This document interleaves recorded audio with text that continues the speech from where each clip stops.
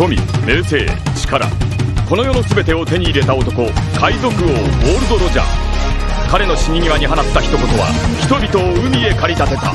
俺の財宝か、欲しけりゃくれてやる。探せ、この世の全てをそこに置いてきた。男たちはグランドラインを目指し夢を追い続ける。世はまさに大海賊時代。ありったけの夢をかき集め、探し物を探しに行くのさ。ワンピース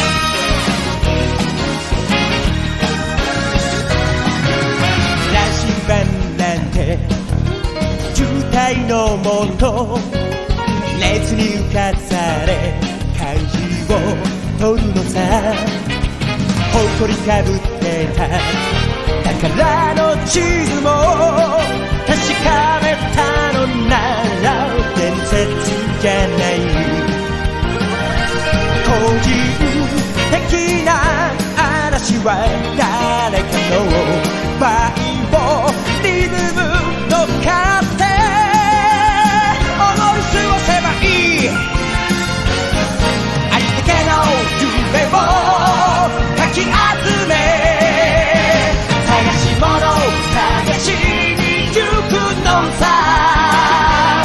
ポケットのコイン、それと You wanna be my friend. We are on the cool. We are Episode 11 of the MultiMangaverse. Welcome to it. My name is Alan, hoping that you're doing well whenever you're listening to this, wherever you may be in the world right now. It's been a couple of weeks since episode 10 came out. I do apologize for that. The reason being, we're experiencing weeks of back-to-back power cuts because one of the transformers for our area had a fault. So you'd have a case where power goes more than once a day in the same day, on top of the usual unscheduled load shedding power cuts, quote unquote. So fortunately, the power company is aware of the whole transformer problem. So my hope is they've been working on it, and maybe once this coming week gets started, things will get back to relative normality. I say relative when I'm just talking about going back to the load shedding power cuts, so at least it won't be too bad like what we were going through these past couple of weeks. But whenever power was there, I would at least just try and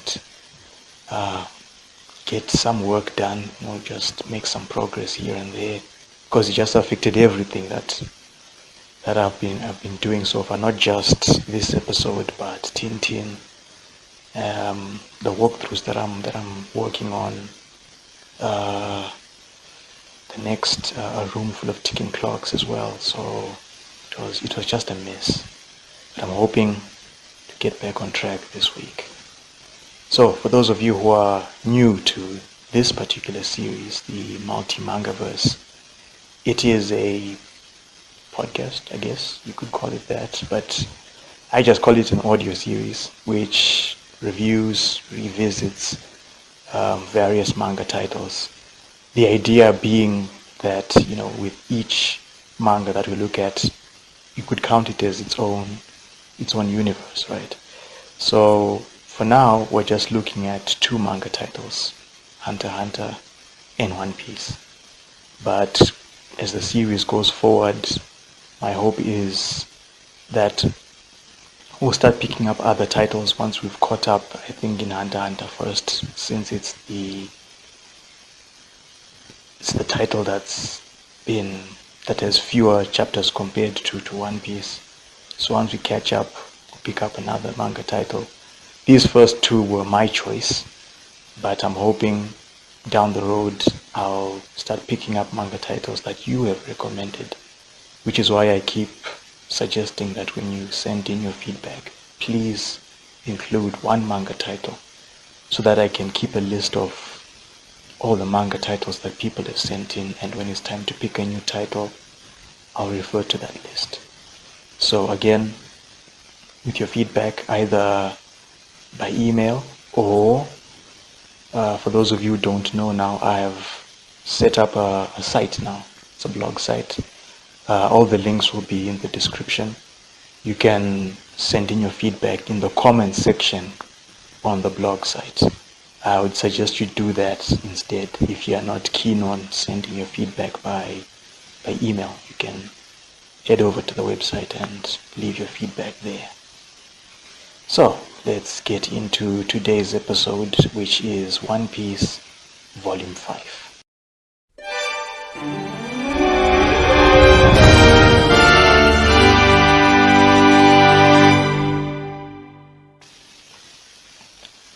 So Volume 5 is titled For Whom the Bell Tolls.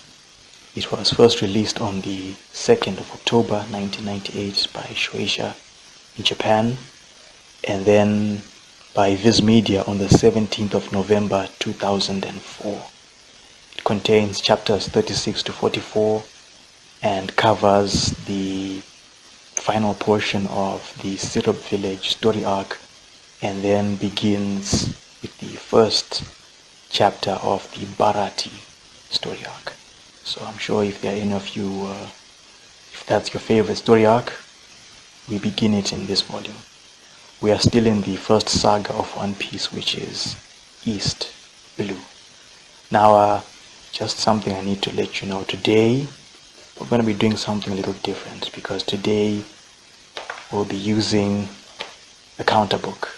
Now, as I'd mentioned in a previous episode, the reason why is because it's just to anticipate a Sunday where there's no power in the morning. Today, fortunately, there is power, but you never know with these power cuts. You might just wake up Sunday morning and there's no power in the morning, only for it to come back a few hours later. But it's those early hours where I get my recordings done, so it would have been a waste. That's why I decided, you know what, just in case, I'll be writing my notes in the counter book, so that if there is a Sunday with no power, we're not stuck. We'll get some stuff done. So let's try this. Hopefully I can read my own handwriting. That could be the big challenge of the day, but I'm sure we'll get through it. So let's get started. Chapter 36, After Them. Now, continuing with the cover page stories that began in the previous volume, following the first story, which is Buggy's Crew Adventure Chronicles. And for this chapter, we're looking at the cover of Volume 2, which is titled Moji and Kabaji, and shows Moji and Kabaji being chased out of Orange Town by Chocho and an angry mob of citizens, which are led by, of course, Mayor Boodle. So let's get into the chapter proper.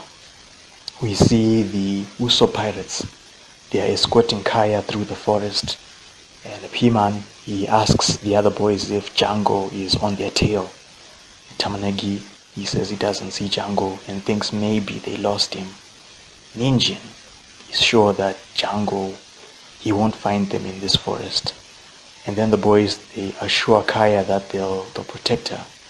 But Kaya, although she's grateful for the boys looking after her, you look at Kaya, her physical illness, her condition is catching up to her. She does not look very well now. And then suddenly, a row of trees in front of the group is sliced through. And from somewhere in the forest nearby, the boys and Kaya, they hear Django shouting to them, saying that they won't escape him. He's prepared to cut down every tree in the forest in order to reach the children. So then we shift back to the coast. That noise of those trees being cut down by Django, Usopp has heard that noise and he's wondering what's going on in the forest. And Kuro, he speaks to him and he says that might be Django putting an end to Usopp's friends. And by the time that Usopp gets to them, Kuro is certain that it will be too late.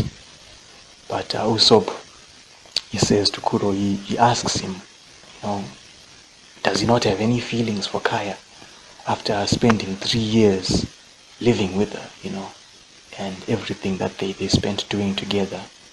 But Kuro, he says he has no feelings towards Kaya. If anything, she's just a disposable part of his plan, and if she dies, Kuro will be happy with that. He won't be sad or anything. And to Zoro and Luffy, it's clear now that Kuro, he is not someone that they can save. He's beyond redemption at this point. But Usopp, he says he will not allow Kuro to continue doing whatever he wants. He gets back on his feet and he begins walking up the slope. Kuro, he comments, surprised to see Usopp can still move, despite the serious injuries that he has sustained. And then he orders Buchi to attack Usopp. Zoro steps in, he stops Buchi, drops him to the ground just to keep Buchi down. As for Usopp, though, he doesn't get very far and he suddenly falls forward. And the way he lands on the ground, it's like he falls forward, but his rear end is stuck in the air. And Kuro just laughs and makes fun of Usopp for landing like this. And he says, there's no chance for Usopp if he were to fight Django in his current condition. But Usopp, he responds by saying even if Django is stronger than him, he'll still fight to protect the village. Now Buchi, he manages to shove Zoro off of him, and he stands up. Just as Usopp is reminding Kuro that he is captain of the Usopp pirates, he's a warrior of the sea who won't let Kuro harm the villagers. Now, some of the Black Cat pirates who are watching this, they're just laughing at Usopp, mainly because of how he landed on the ground. But these pirates, they are silenced. They stop laughing when a large rock is thrown in their direction. And we see Luffy, he turns back to these pirates and he warns them that if they continue to laugh at Usopp, he will kill them. It's important to note that even in this version of this chapter, they kept that line for Luffy just to emphasize how serious he is about these pirates making fun of Usopp. And it's also important to note that Oda has explained the reason why Luffy does not kill his enemies. But it's interesting that at this point he is so upset at Usopp being laughed at that he threatens to kill people for laughing at Usopp. So then Zoro, he's attacked by Buchi, but he blocks the attack. And he says, he's had enough of Buchi continuing to get in the way again and again. And he just delivers this final slashing attack to Buchi, just knocking him down, much to the shock of the Black Cat pirates, because if you remember, Buchi had been hypnotized by Django. He was still under the effects of that hypnosis. But now, just one strike from Zoro has put him down.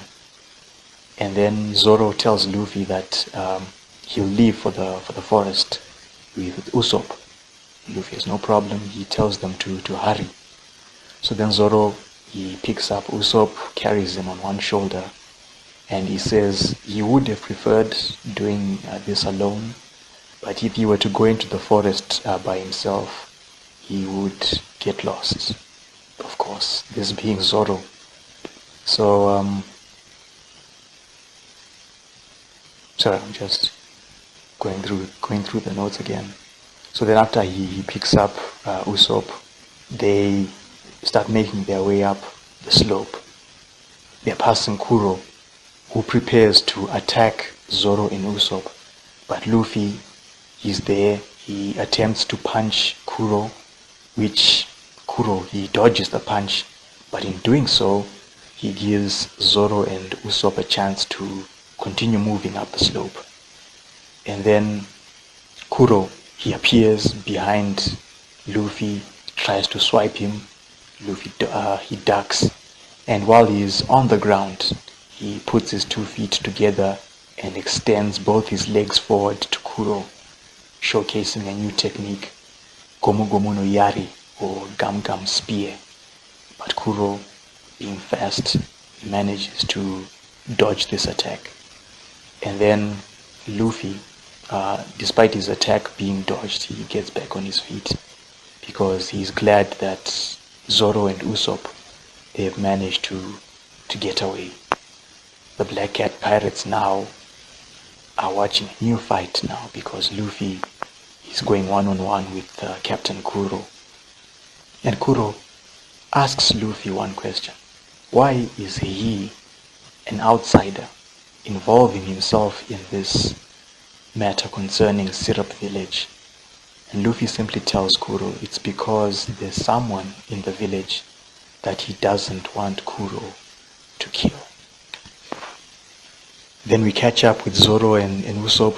They're in the forest now, but because of Zoro failing to follow Usopp's directions, they haven't reached jungle yet.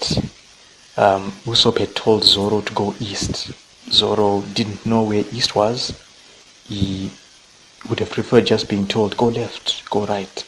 So now, because they've gotten lost, they have to backtrack. Again, imagine if Zoro had gone into the forest by himself without Usopp. Where would he have gone? Back at the coast, after being given that answer by Luffy, Kuro just laughs at him and he asks him, is he fine with that answer, since it could lead to Luffy getting killed? But Luffy is pretty confident, he's ready to fight now, and he says he's fine with that answer because he won't die anyway. You go back into the forest, Django has cut down more trees, he still hasn't found the children. Elsewhere in the forest, Kaya, her condition has finally caught up to her. She falls down to her knees, unable to continue going. But she urges the boys to carry on without her. But they're alarmed now because they've noticed that, they've noticed how unwell Kaya looks. And Ninjin, he says maybe they should take her to a doctor right away. But Piman, he reminds him that they are currently running away from Django, and Tamanegi points out that it would be dangerous for Kaya to be moving in her current condition. So the Usopp pirates have to make a decision now. And Ninjin, he declares that they will fight. And it's at that moment where Django finally appears. He finds the children, and that's where chapter 36 comes to an end. Django finding the children, Luffy squaring off against Kuro, Zoro and Usopp. They're in the forest now, heading towards the children, hoping to find them. For the extra page coming after this chapter, this is where Oda talks about a short anime film, or specifically it was an OVA, an original video animation, which was made for One Piece, which was called One Piece Defeat Them, the Ganzack Pirates. It was released in 1998 as part of a film festival which was called Jump Super Anime Tour 98. Maybe some of you might have heard of this. Maybe you even watched the Ganzack Pirates OVA. This festival also featured 2 other short anime films for 2 other Shonen Jump titles. One of them being Hunter x Hunter, and the other one was for a manga title called Seikimatsu Leader Den Takeshi, or End of the Century Leader Takeshi, which was a manga created by Mitsutoshi Shimabukuro. That name should be familiar because this is the same man who would go on to create Toriko. So Takeshi, I think it was his first manga.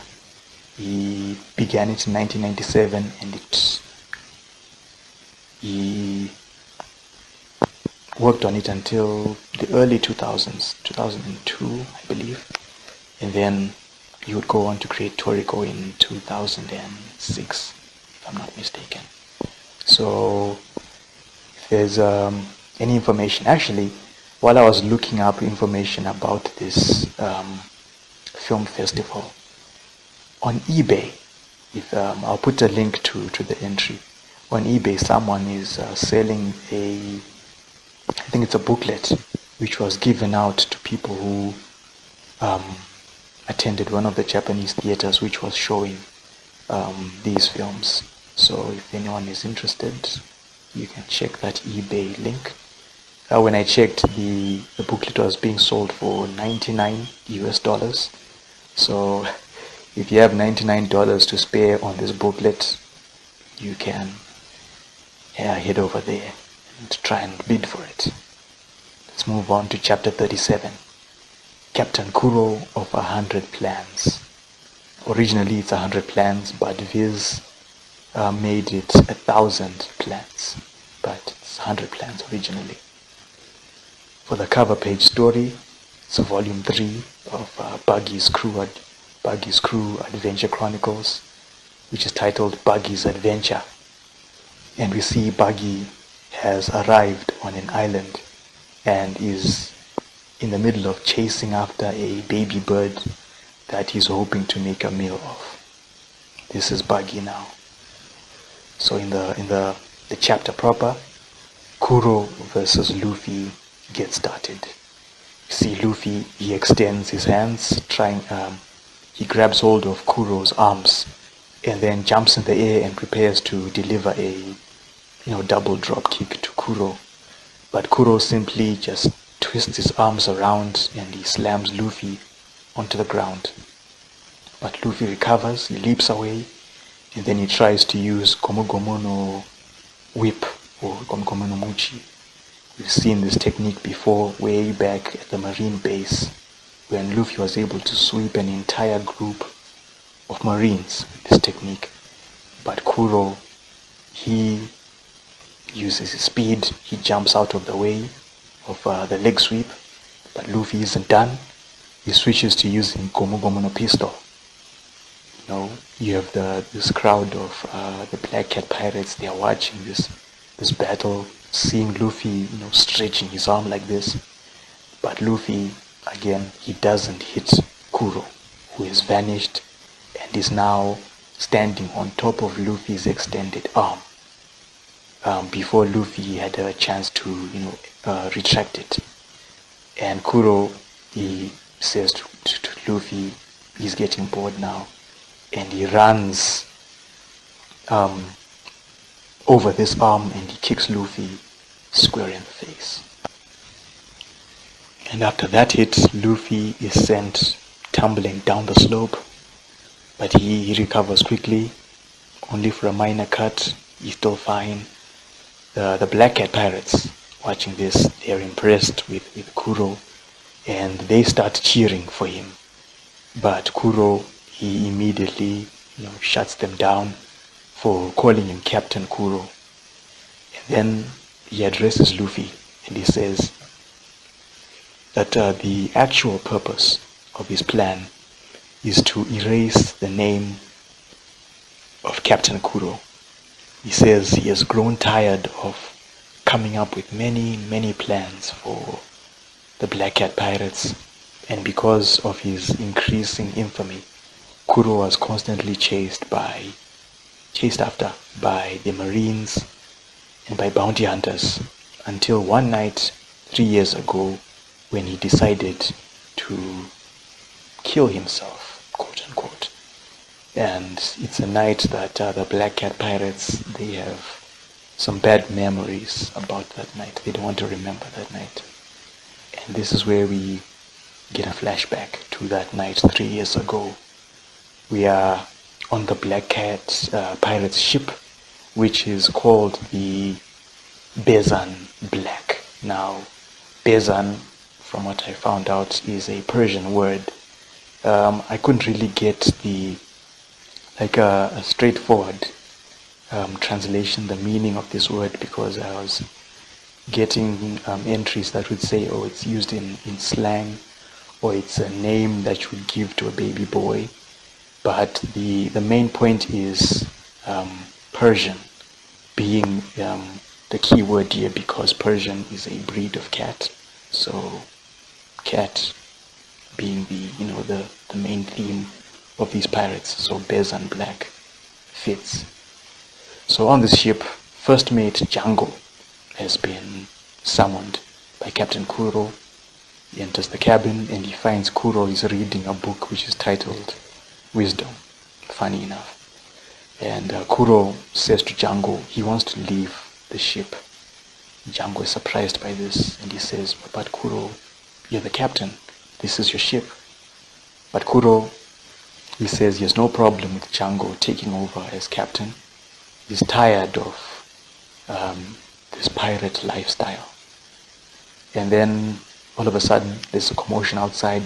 Some of the crew members, they've spotted a marine ship just to the north. It's the third marine ship that they've seen this week, and they warn Kuro. And then that marine ship opens fire on the Bezan black, and Django now is worried because their activities as pirates have drawn the attention of the Marines. And it's these activities as pirates which have made Kuro so well known. And this is what upsets Kuro, because he believes it's his name that's the main reason for all this trouble. And that's why he has decided to get rid of his name. He exits the cabin, and when one of the crew members asks Kuro what they should do about the Marines, he instead orders for a small boat. Gets in the boat, he heads for the marine ship, and his crew members are watching this, with one of them even asking, even thinking if maybe Kuro is going to give himself up to the Marines. And then time passes. The marine ship has stopped firing at the Bezan black, and the pirates are wondering what's going on. Has Kuro been killed maybe?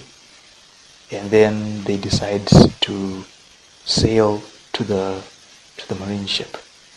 And once they reach the ship and they have a look at the deck of the marine ship, they find it is littered with the bodies of dead Marines. And Captain Kuro is there. He's very much alive. He's just sitting on the edge of the deck. One of his hands is wearing the cat claws. And upon seeing this scene, the pirates are they're stunned by what they see. But Kuro, he just casually tells them that now it's time for his plan to take effect. And among the pirates who have seen this, we see the Banyaban brothers, if you remember them. Even they are horrified by what they are seeing, because all these Marines that have been killed, they are well trained, and they've just been taken out by just one man. So as Kuro is moving about the deck, he spots one Marine who is still alive. This Marine would go on to become Accent Captain Morgan, and he's just lying on his back on the deck. He's covered in blood. He has a broken jaw. And if you're watching the video version, you take a look at the panel, a close-up panel of Morgan. His hand is not shown fully, so it's safe to assume that he might have lost his arm, which would become the axe hand. He might have lost his arm during this incident with Captain Kuro. So when Kuro reaches him, Morgan tells him he's fine with Kuro killing him because he's not going to beg for his life. And Kuro is impressed by this, and he says to Morgan he'll reward him with the claim of capturing Captain Kuro.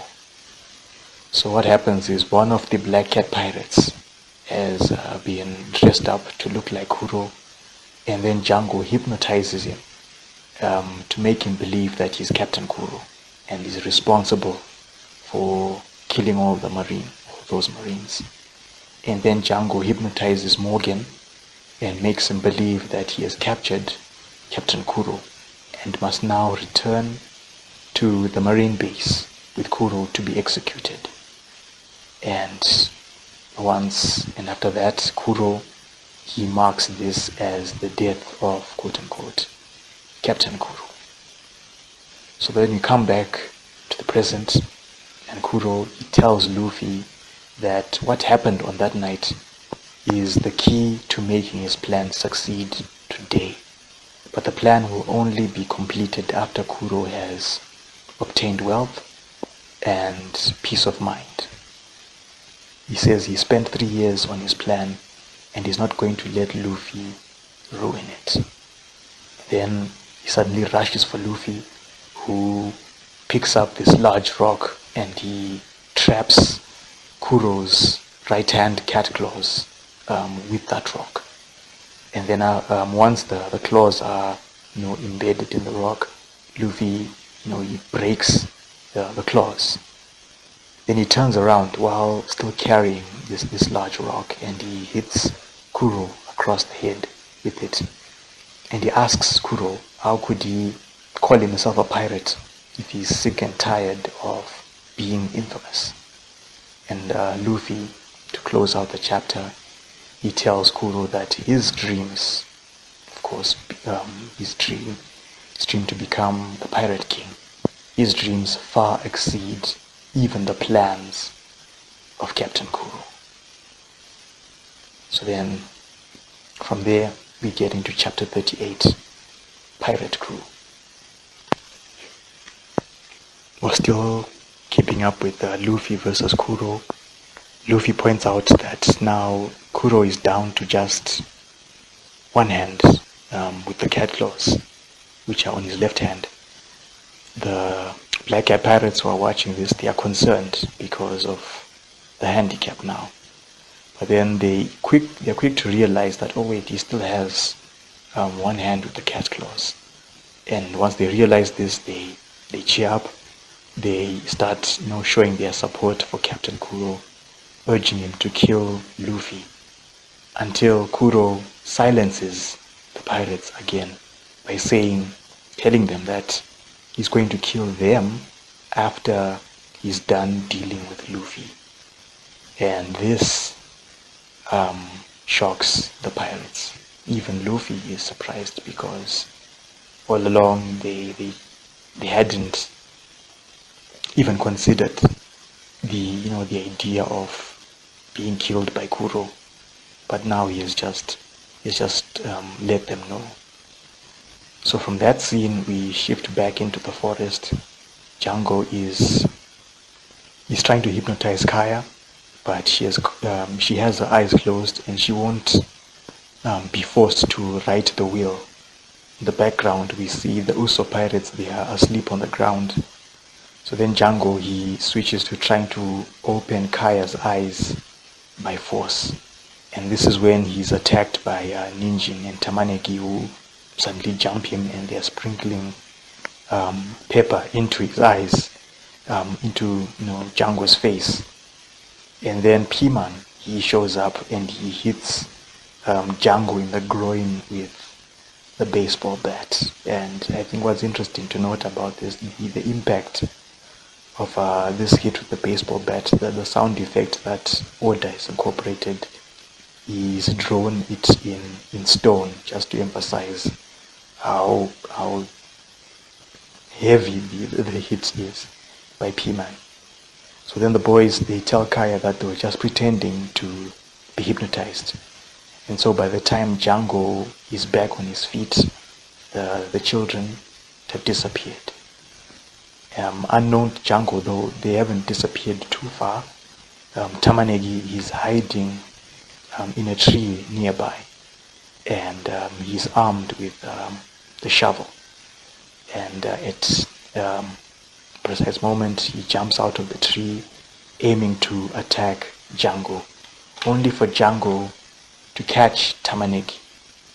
And Tamanegi, he screams, and this scream is heard by Usopp and Zoro, and they head off in that direction.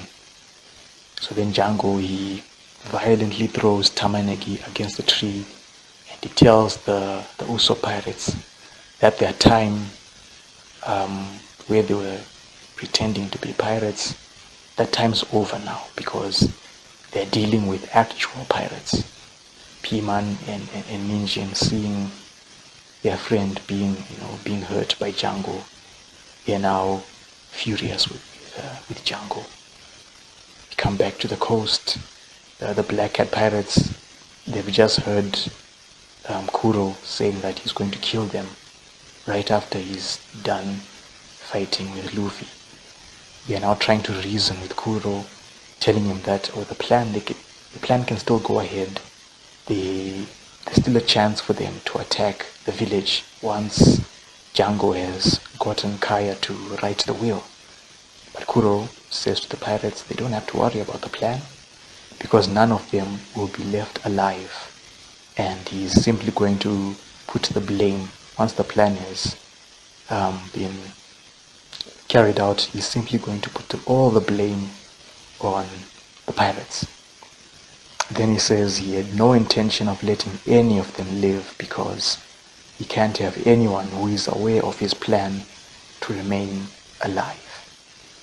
The pirates are shocked to hear this, and Kuro confirms that he had planned to kill them for 3 years now.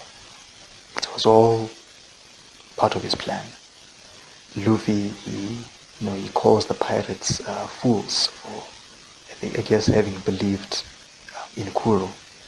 Only for Kuro to respond and says, a pirate crew is just a collection of criminals that should obey their captain. Even if it means they have to put their lives on the line for their captain, they have to do what the captain says. And then Kuro says, to Luffy, he wouldn't understand what the life of a pirate is. Only for Luffy to respond to him and say, despite Kuro having an entire pirate crew on his side, he still couldn't defeat one person, that person being Usopp. And Kuro, he's taken aback by this, and he says Usopp was someone who was pretending to be a pirate captain. So he laughs at Luffy for saying that he couldn't defeat this person who was pretending to be a pirate, and he thinks that Luffy is making fun of him, making it seem like Kuro is inferior to Usopp. And then after that, Kuro, he vanishes and he reappears behind Luffy, looking to attack him. But Luffy, he has scouted Kuro, and he says to him that he's inferior to Usopp because of how Kuro thinks, and also because Kuro doesn't know how a true pirate should be. And having anticipated Kuro, Luffy hits him with a back fist. He sends Kuro flying backwards. And at this point, one of the Black Cat pirates, he has noticed, the reason why Luffy was able to anticipate Kuro's move is because Luffy has seen through Kuro's stealth foot technique. So Luffy has, is adapted to Kuro at this point. So Kuro gets back up. He feels insulted now by Luffy's comments, and he says he will now show Luffy what a real pirate looks like. One who has faced death many times before and survived. And what Kuro starts doing now, he starts swaying all of a sudden. And yet, just from him swaying like this, it's enough to frighten the Black Cat pirates, because this is a stance that signals another of Kuro's techniques. a technique called shakushi, which is translated in the fan version as death bamboo ladle, but Viz tried to go for a clever name and calls it the out of the bag attack, as in letting the cat out of the bag. I'm not sure if that actually works, but that's Viz for you. So some of the pirates, they start panicking now, and because on top of being aware that Kuro has intentions of killing them, now they're seeing him unleash this other technique, and they start begging him to let him live. They're even willing to sail with him again, promising not to tell anyone about his plan, just as long as he doesn't use that technique. Luffy, however, he's the one person there who doesn't understand what's going on, because as far as he can see, Kuro is just swaying for some reason. And then Kuro initiates shakushi and is gone from sight. Then we shift to Nami, who's on the deck of the Bezan Black. She's got herself a bag of treasure, although it's not a lot as she had hoped. She's on the deck, and she makes it to the edge where she sees what's going on the slope. And she notices that the Black Cat pirates are just standing around, and she wonders if maybe the fighting has ended. But then one pirate starts screaming in pain because he has been viciously slashed, across his body. And then a second pirate gets slashed, and then a third pirate. And Luffy, he wants to know what's going on here.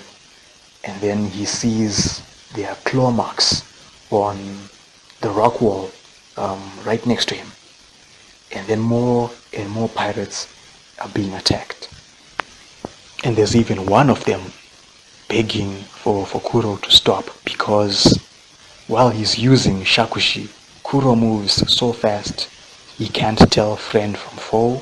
He just keeps going and going until he runs out of energy. And Nami, watching this, she's visibly horrified, because she's just watching pirates just dropping one after the other. Luffy standing there, and while this attack is going on, he gets slashed, but his main focus is on these pirates who are just falling in front of him. And it reaches a point where he just shouts for Kuro to show himself. And he asks him how can he not care for his own crew. And it's this sudden outburst from Luffy that shocks even Nami, because she's never seen Luffy react this way before. So let's get into chapter 39, For Whom the Bell Tolls. The cover page story, it's volume 4 of Buggy's Crew Adventure Chronicles.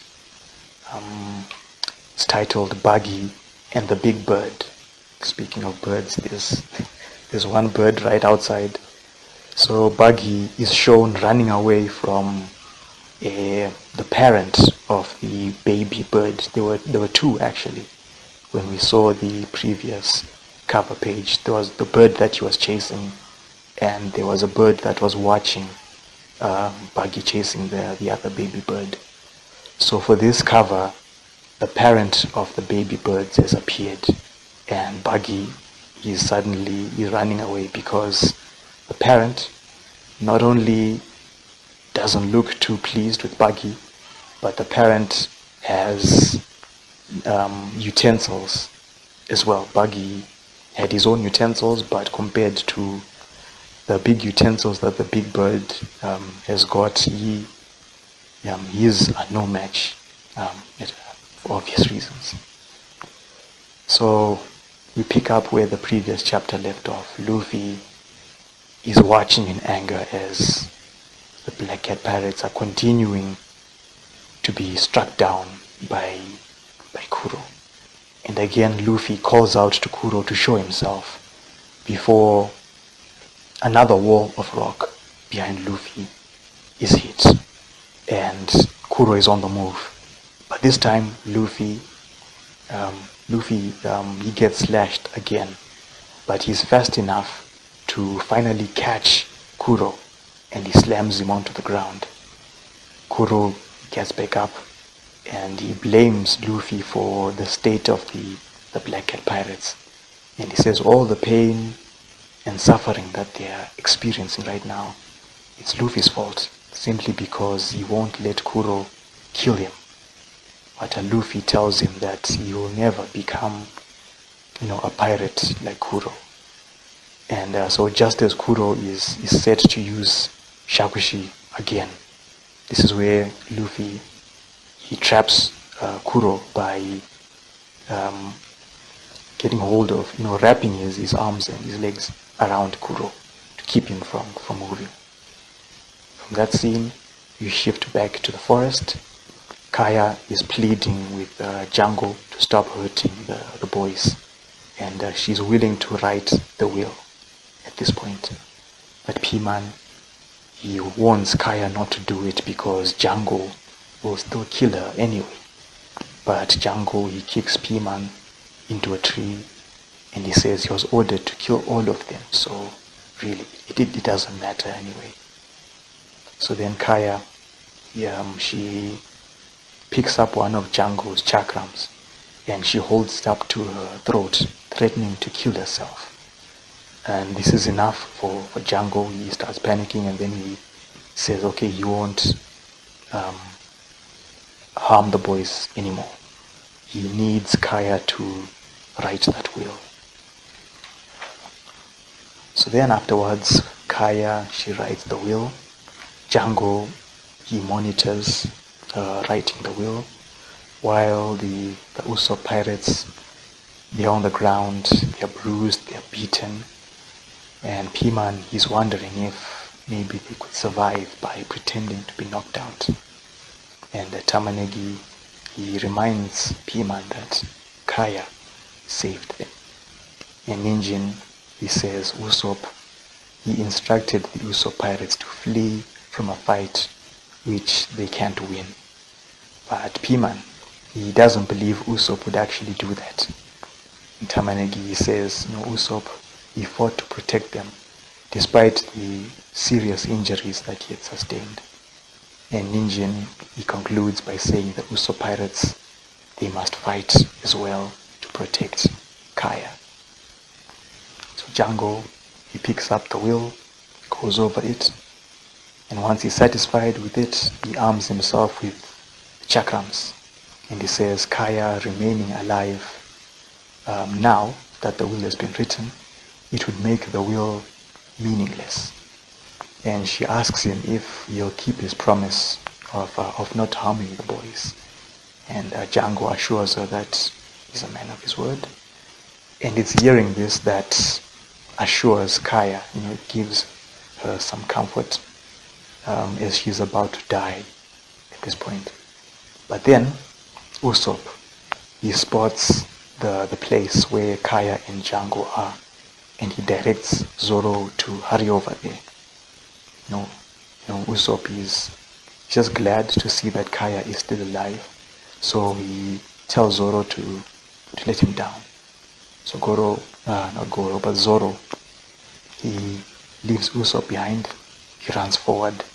Django sees Zoro is on his way. Meanwhile, Zoro is unsure if he'll make it in time. So then Django, he acts quickly now. He grabs Kaya, ready to kill her.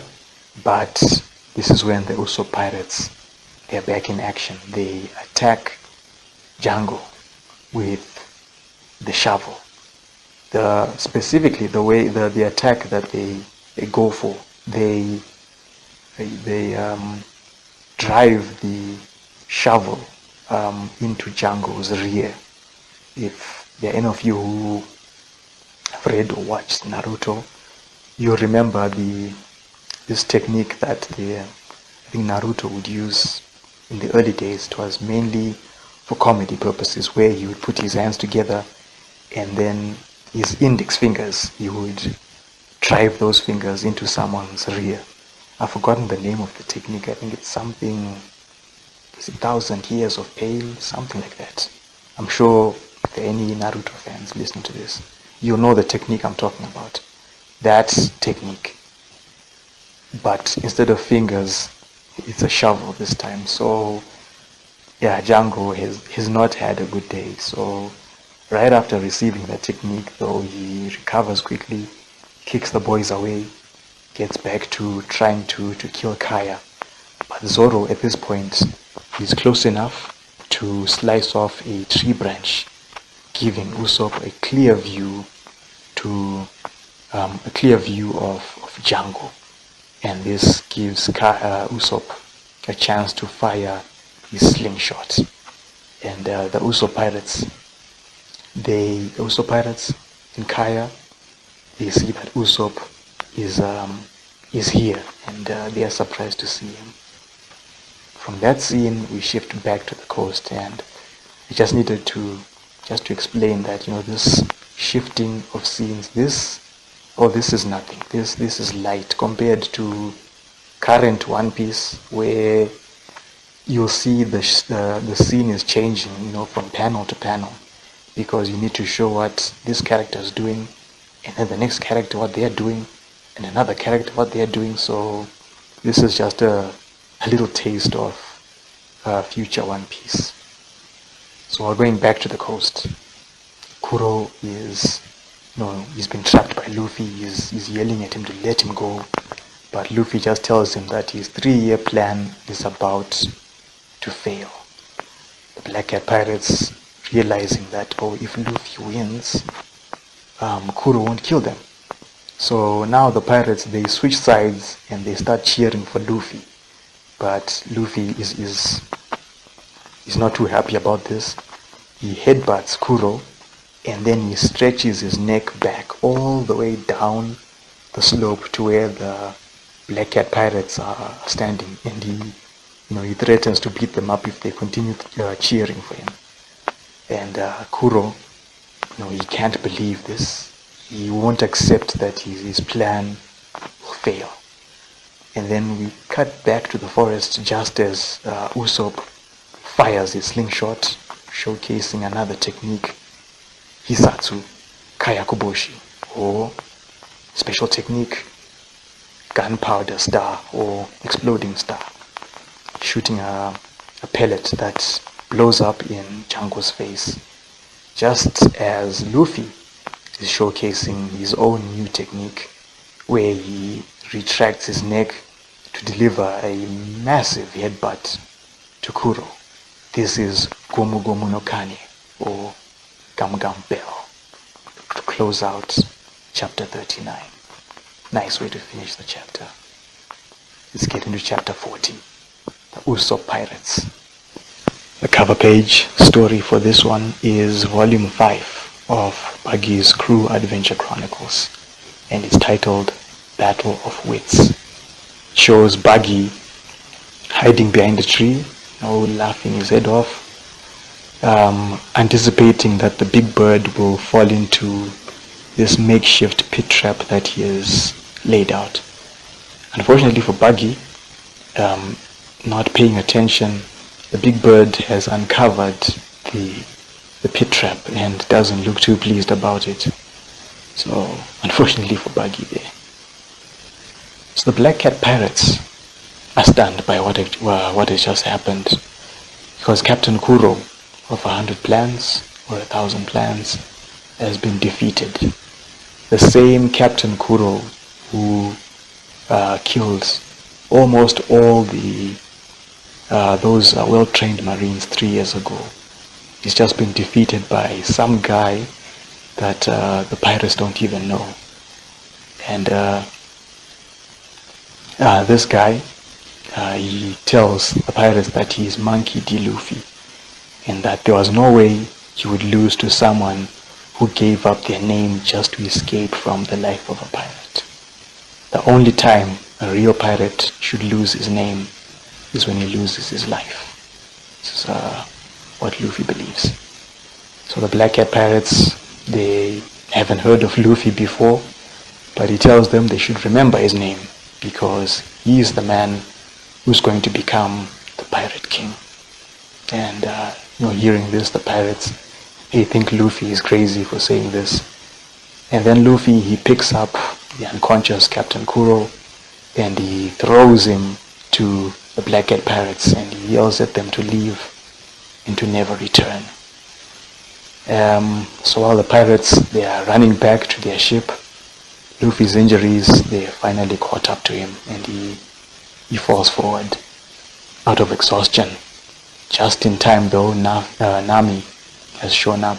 She catches Luffy and she commends him for how hard he fought. And she asks Luffy why he got so upset earlier. And he says he doesn't like the Black Cat Pirates. They are not the kind of pirates that he wants to become. But for Nami, it's not a surprise because they are pirates after all. And then to close out this scene, Luffy acknowledges how hungry he is and he's in the mood for some meat now. And Nami, of course, she's not surprised by this. And what's interesting to note is she managed to pick up his straw hat because he wasn't wearing his straw hat when he was fighting Kuro.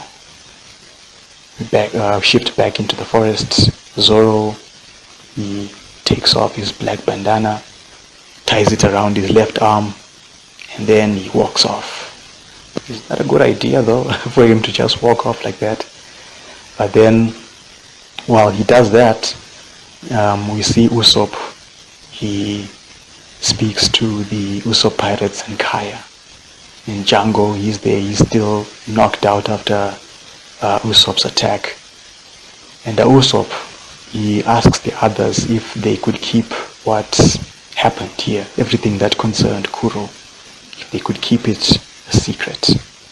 Now the boys, they're surprised by this. They say, Usopp, he should be treated like a hero for what he's done, especially by the villagers. If they were to find out what happened, they should treat him like a hero. Kaya, she's even hoping that they'll change their view of Usopp once they find out. But Usopp, he thinks they'll still call him a liar. So he's fine with the villagers not finding out and would prefer not causing any more trouble for them. After what has happened, he says it's unlikely that more pirates will return to attack the village, which is why he thinks it's the villagers should be left to continue living in peace. So at first the boys, they're speechless, but they decide, they agree not to tell anyone about what happened, since it's for the good of the village. And even Kaya, she agrees to keep the secret. We cut back to Syrup Village because everyone is getting up now to kickstart their day. But the villagers have noticed that something is different now, because this morning Usopp didn't come running into the village with yet another false alarm. And it's even revealed that some of the villagers relied on Usopp as a kind of alarm clock to let them know, it's that time of the day. But now that they didn't hear from Usopp, you start to see different villagers responding to this, realizing, Usopp isn't around. One villager even woke up late because he wasn't woken up by Usopp running into the village with his false alarm. So I just thought it's interesting to see how the villagers are reacting to the absence of Usopp. So the Usopp pirates, they've returned home and they are dealing with their own individual troubles now. P-Man, we see him being sent out of the house by his mother to go and wash up his filthy clothes. Ninjin's mom, she is about to prepare breakfast, fried eggs specifically, but she can't seem to find the frying pan which was used by the pirates. And we see Ninjin, he's got the pan, but he's hiding it behind his back, and he's telling his mom, he's fine, not having fried eggs today, he's okay having his eggs raw.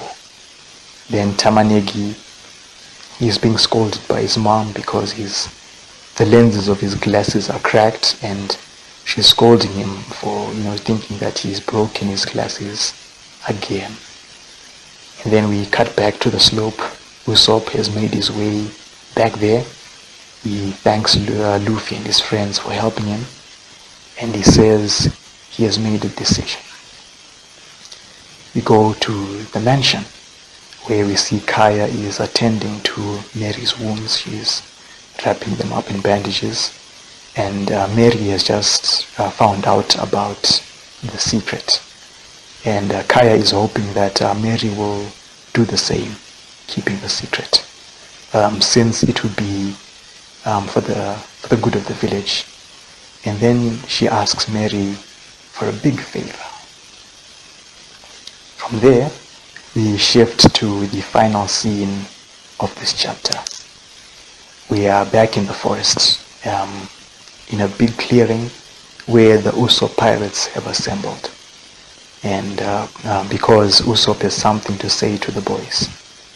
And he says he appreciates how hard they fought against the Black Cat pirates, and is proud of them. It was 5 years ago that the Usopp pirates were formed, and we get a little flashback where we see the boys, they find Usopp. At the time they were just 4 years old, and they had known about Usopp because being the local boy who goes around telling tall tales and telling lies. And Usopp says, despite that they met 5 years ago, this battle against the Black Cat pirates was the biggest one that the Usopp pirates had experienced so far. And then he announces to the boys that he has decided to head out to sea on his own and become a real pirate. And this news catches the boys off guard. At first they think maybe Usopp is telling one of his lies, and they ask him what will happen to the village if he leaves, this village that he loves so much.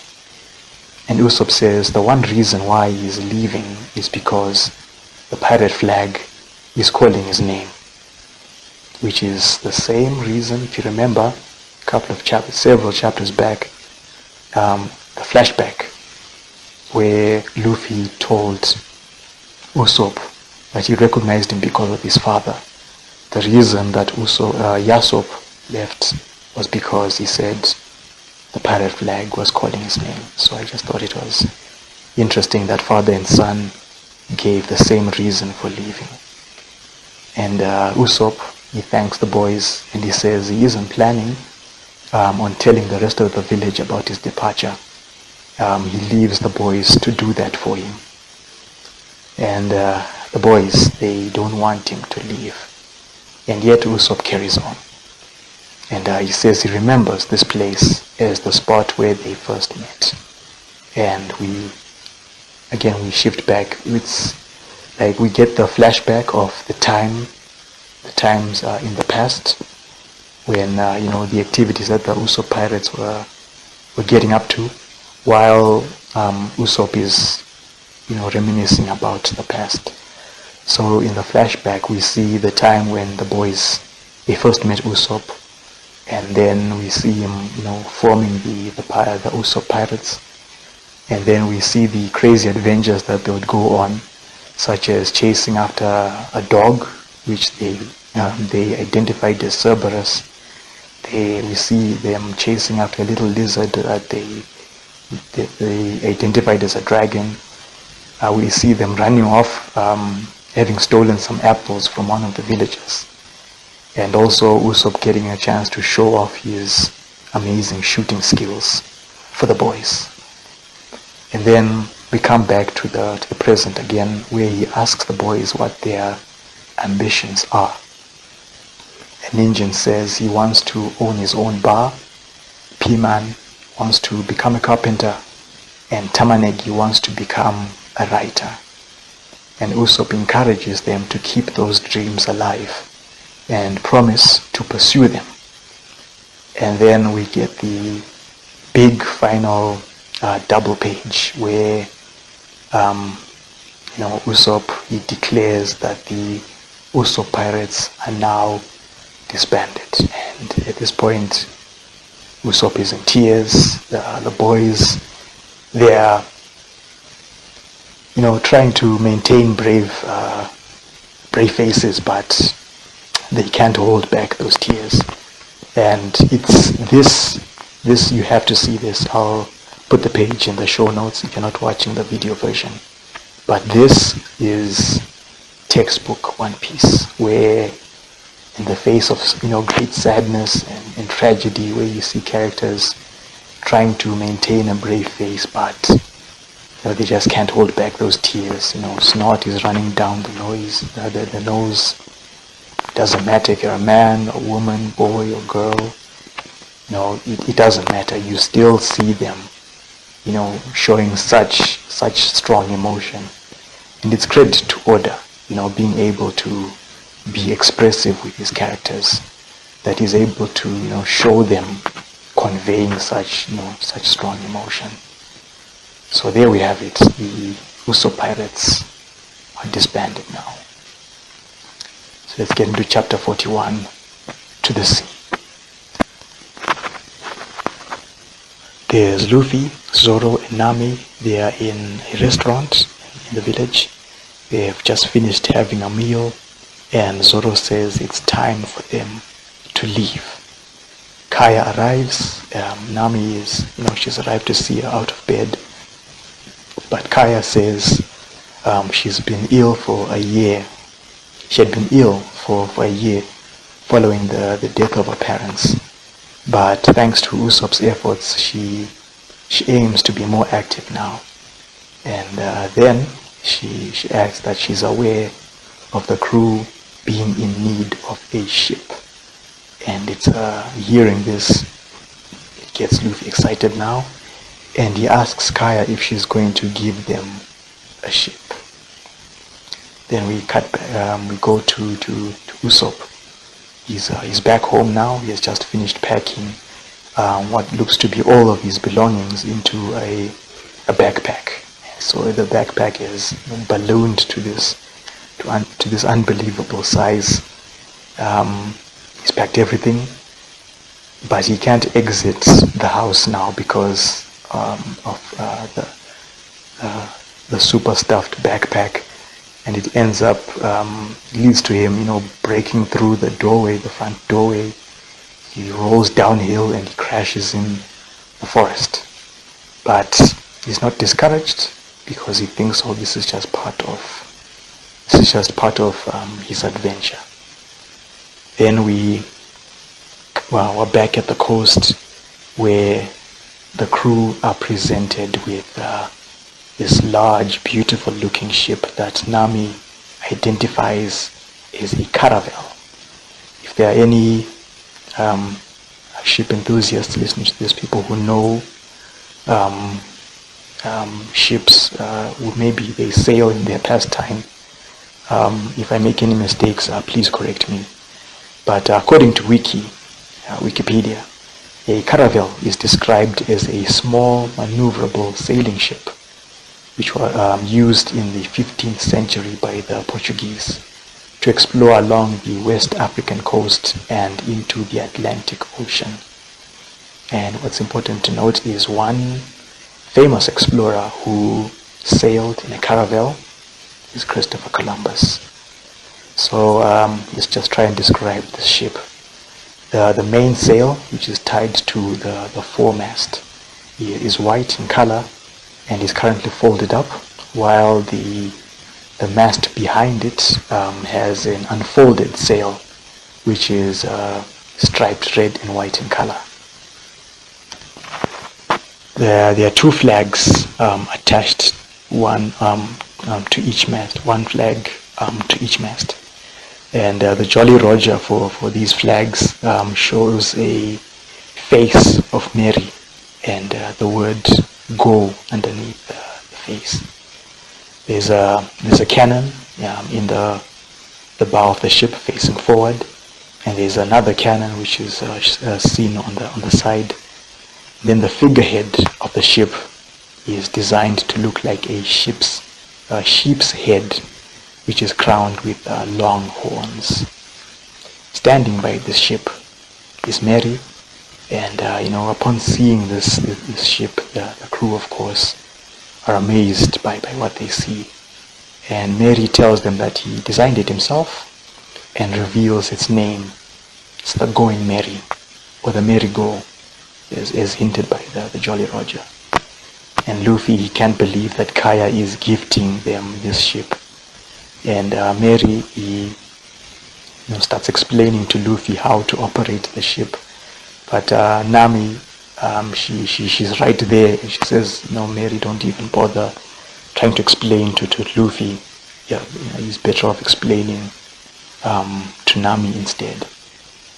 And so just as Luffy is thanking Kaya for the ship, here comes Usopp rolling down the slope until Zoro and Luffy, they stick out their legs to stop Usopp. And then afterwards, this is where Kaya learns that Usopp is heading out on his own.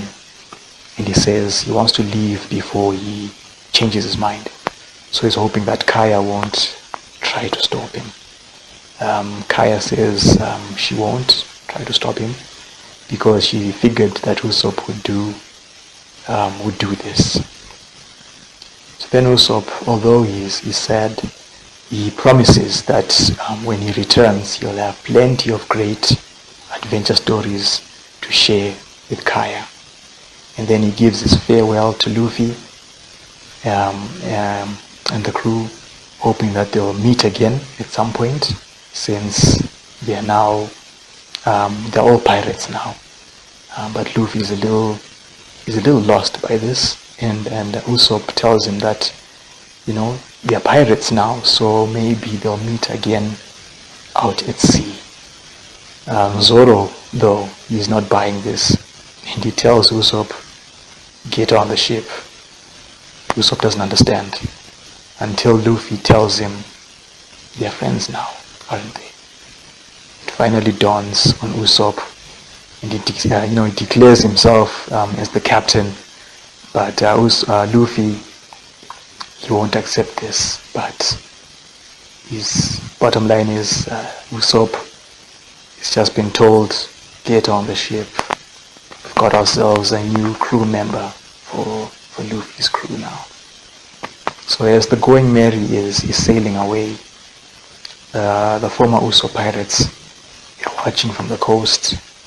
Piman, he says he feels better knowing that Usopp is with Luffy and company. Tamanegi says he hasn't seen anyone else who is as strong as they are. That although Usopp is leaving so suddenly, and the villagers would be sad about him going away, Piman has a good idea, has an interesting idea.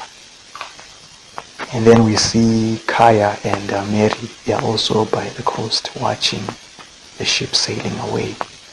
And Mary has figured out that Kaya wanted to stop, actually Kaya wanted to stop Usopp from leaving, because she tells Mary that she realizes now how difficult it is to lie, as in, she had told Usopp that she won't stop him, but deep down she had wanted to stop him.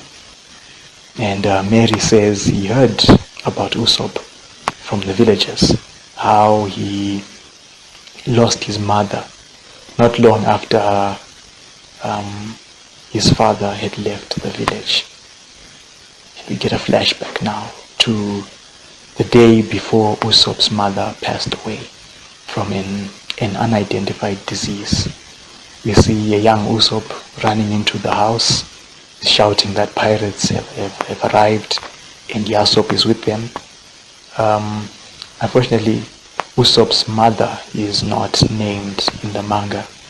Instead, her name would be revealed in the second data book, One Piece Grand Data File. which would be released in 2002. So you'd have to wait. People had to wait that long to find out her name. Her name is Bankina. And so Usopp has arrived. He's shouting that pirates have come. There's a doctor who has been looking after Bankina. He's trying to calm down Usopp, but Usopp just continues shouting, and he tells his mother that Usopp has returned. He's come to take them with him. And we see Bankina. She's in bed. She had this black-haired woman with a long nose, so we know where Usopp got his long nose from. And she dismisses what Usopp has said because she knows there are no pirates who have arrived. And yet she is still proud of her husband for leaving to become a pirate. And she tells Usopp that she wishes she could be there to see him become just like his father. And Usopp replies by saying his mother should stop talking as if she's going to die. And he tells her about a legendary medicine which can cure any disease, but this medicine is found on the other side of the ocean. But Bankina, she just calls Usopp silly for telling such a silly tale. And she says that if anything happens to her, she hopes Usopp will listen to the villagers. But for Usopp, he can't accept this as the final words of his mother. He tells her that he doesn't mind being called silly and telling ridiculous stories and having dreams because he's the son of a pirate after all.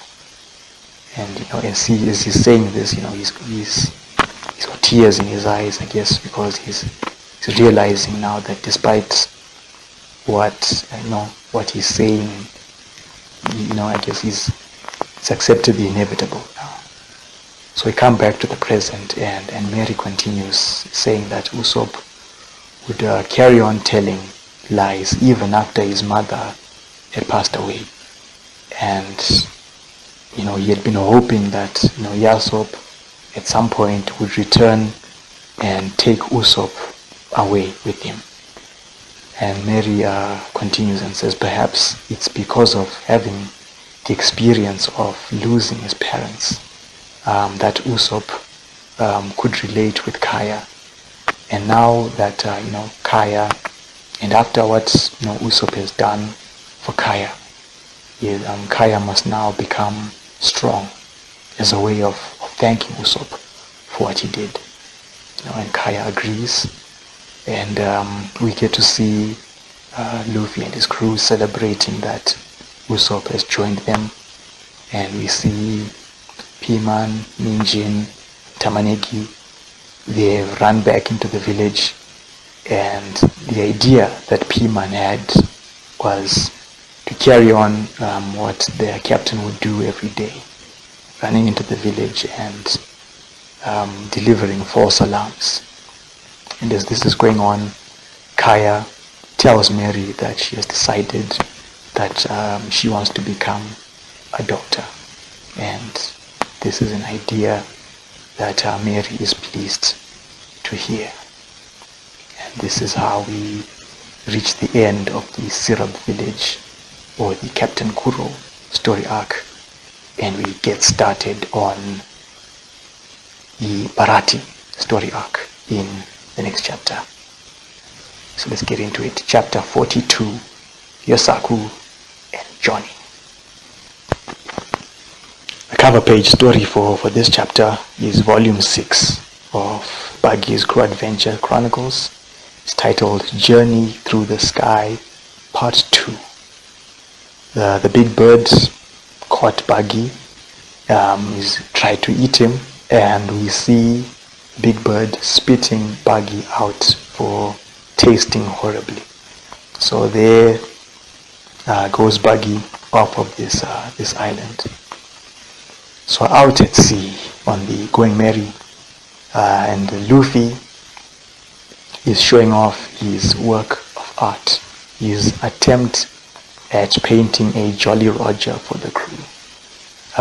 Attempt, you can put a giant asterisk, and you can put a bag of salt right next to the word attempt, because the reaction from the others is enough to tell you that there is no attempt here.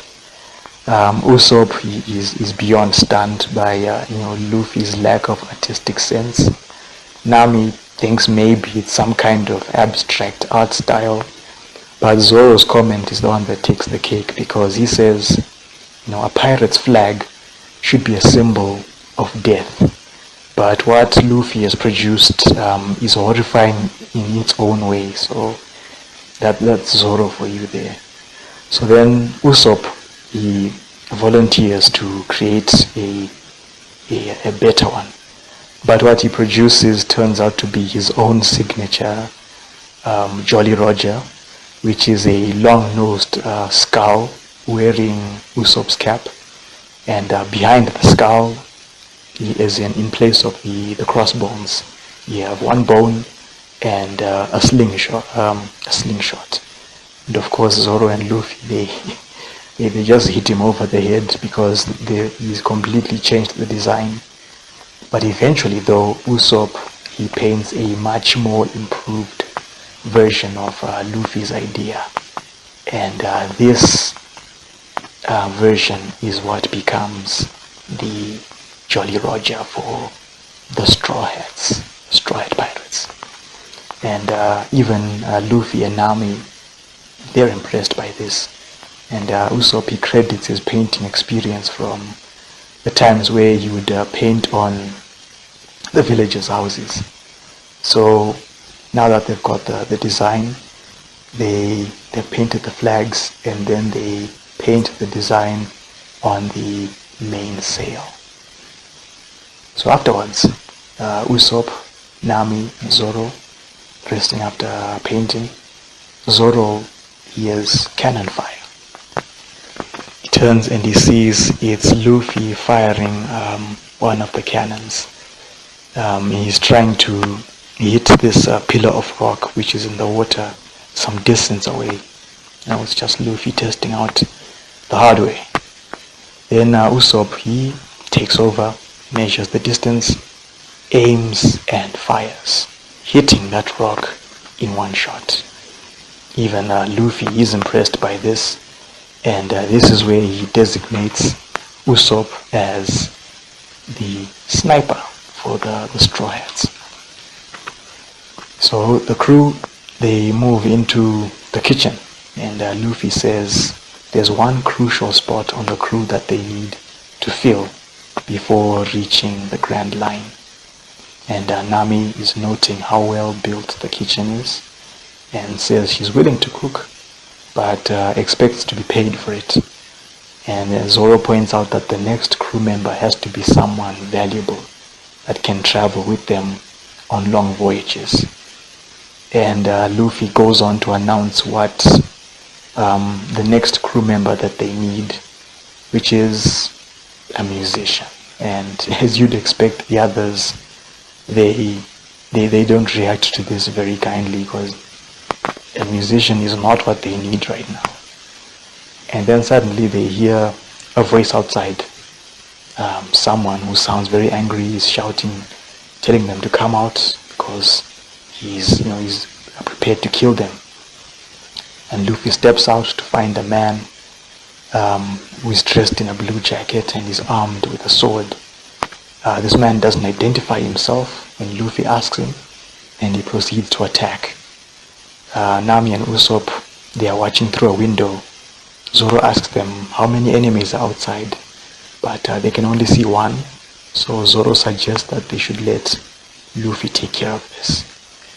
And this man, besides the jacket, he is wearing dark sunglasses, and he's got a tattoo on his left cheek, which is the symbol for the Japanese word umi, which means the sea. And he tells Luffy that he has killed many dangerous pirates, and he can't accept that someone like Luffy would kill his partner. And Luffy is confused by this, and he avoids the man's attack, only to jump up, grab him by the head, and throw him against the wall. And then Zoro, he finally steps outside, and he recognizes the man as Johnny. And Johnny is shocked to see Zoro, and he addresses Zoro as Zoro Aniki, or Zoro Bro, or Big Brother Zoro. And Zoro, he asks Johnny where Yosaku is, who is usually with Johnny. And we get to the next scene where Johnny has brought Yosaku onto the ship. Yosaku is another man who is wearing a green coat. He's got a red headband, and he's got bandages that are wrapped over his midsection. And this is where a wound is opened up. And Johnny says Yosaku has been sick for a few days now. He suddenly turned pale and was losing consciousness. And then Johnny says that Yosaku's teeth, they started falling out, and his old wounds have reopened. So Johnny doesn't even know what to do now. And so he had placed Yosaku on top of a rock so that he would rest. And this is the same rock that Luffy had been trying to hit, the same rock that Usopp would end up hitting with the cannon. So Luffy and Usopp are there, apologizing to Johnny, but it doesn't help, of course. And then Nami speaks up all of a sudden, and she scolds Johnny for not knowing what's going on. And then she orders Luffy and Usopp to head back into the kitchen, find some limes, extract the juice, and then bring that back. So Luffy and Usopp, they come back with a mug of lime juice, and they make Yosaku drink, because it turns out that he has been suffering from scurvy. Nami says if they are not too late, Yosaku should recover in a few days' time. In the past, scurvy wiped out many sailors because of poor nutrition. They didn't know how to properly store fruits and vegetables on board their ships. And as a result, all that precious food would be left to go bad.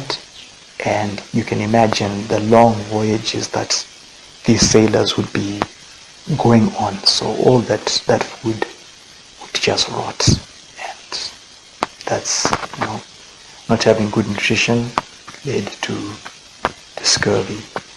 And upon hearing this, Luffy and Usopp, they are amazed by Nami's knowledge, but she rounds on Luffy for not knowing something so basic. But soon enough, Yosaku, he recovers somewhat. He's back on his feet. He's celebrating with Johnny, although Nami is not amused by this. And then the two bounty hunters officially introduce themselves, Yosaku and Johnny, who used to travel alongside Zoro in the past during his time as the pirate hunter. Yosaku, he thanks the Straw Hats, and Johnny, he's surprised to see that the pirate hunter has gone and become an actual pirate now.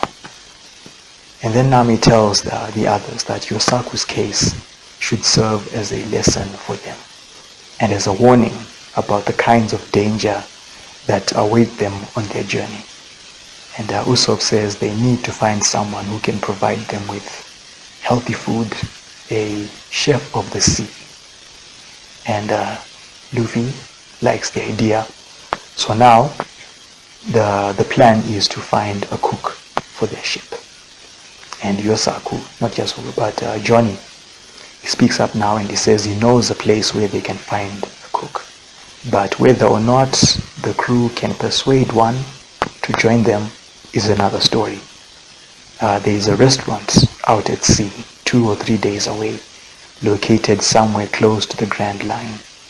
And Johnny warns the crew to be careful because there are plenty of dangerous people around there. including someone that Zoro has been looking for, a certain hawk-eyed man who has been spotted around that area. And of course, this raises Zoro's interest, and the chapter ends with Going Merry sailing north towards this restaurant out at sea. For the extra page, it's the SBS column, where a reader has asked Oda to identify two prominent members from the Red Hair Pirates, the first mate and the fat man, if you remember, who shot one of the mountain bandits way back in volume 1. And Oda identifies the first mate as Ben Beckman, and the fat man is named Lucky Roo. Now I just wondered if maybe this was Oda's little reference to another gun-wielding fictional character. You might know him, Lucky Luke. So I just thought, okay, is that maybe a reference, maybe? Since their names are similar. Never know. So let's get into chapter 43, Sanji. And this is where we get the final cover page story for the volume. It's volume 7 of Buggy's Crew Adventure Chronicles. It's titled Crash Landing on the Island of Strange Beasts, where we see Buggy has crash landed on the island, and this has attracted some of those rare animals, and also Gaimon is there as well to investigate what has just happened. So the Going Merry is sailing across the sea as we see it, and it's towing Yosaku and Johnny's boat along as well. But at long last, the crew see the floating restaurant just up ahead, Baratie, the restaurant on the seas, which is a large oval-shaped ship with a lower deck, a middle deck, and an upper deck, with a front that resembles the head of a fish with its mouth open. Luffy and his friends, they are amazed to see this, but it doesn't take long for them because another ship has just arrived, a marine ship. On the deck of this marine ship is a man with violet colored hair. He's dressed in a striped jacket and a light blue shirt. This is Marine Lieutenant Tekken no Full Body, or Iron Fist Full Body. The title referring to these iron bolts that are fixed to his knuckles of his right hand. And he sees the Going Merry's Jolly Roger, but he doesn't recognize it. So he demands for the captain of the ship to identify himself, which Luffy does. And then Full Body, he sees the two bounty hunters, and he recognizes them, and he calls them Small Time, and he assumes that they've been captured by the Straw Hats. But the bounty hunters, they don't like that Full Body is looking down on them. So they try to attack him, only for Full Body to, just soundly beat them. And then there's a woman who is in the cabin of the marine ship. We don't see her face, we just see her arms by the door, and she's just urging Full Body not to waste time with weaklings, because she wants them, her and Full Body, to leave right away. So then Full Body, he tells the pirates that today it's his day off. He has just come to dine at Baratie, so they should count themselves lucky. But the next time they meet, they won't be so lucky. So while Johnny is recovering after being beaten up by Full Body, he scattered some wanted posters, so they're just lying all around him. Nami, she asks him about the wanted posters, and right after asking him, she picks up one particular wanted poster, and she freezes upon seeing this wanted poster for some unknown reason. Whoever's on this wanted poster, their face is in shadow. Even the bounty amount is not clearly shown, but still the way Nami reacted to seeing this poster is just something to note for now. It's very intriguing. And Johnny briefly explains what the posters are for. And just something else to note, one of the posters that we can see clearly is of that Mr. Egg character Mikio Ito. So there he is again. So Johnny, he explains what the posters are for. And then, I guess in reaction to how Nami has responded to seeing one of the posters, he asks her if something is wrong.